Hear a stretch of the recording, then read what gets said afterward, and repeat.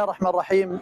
اليوم 6 نوفمبر 2023 لا زالت يتيم ليرفكفي تقدم الوجبات الفردية لأهالي قطاع غزة في ظل هذا العدوان الإسرائيلي على قطاع غزة للنازحين وللمهدم بيوتهم وللأسر وللجرحى. نسأل الله أن يتقبل منهم. بورك لكم في عطائكم وجعله الله في موازين حسناتكم والحمد لله رب العالمين. هاتات التهنئة.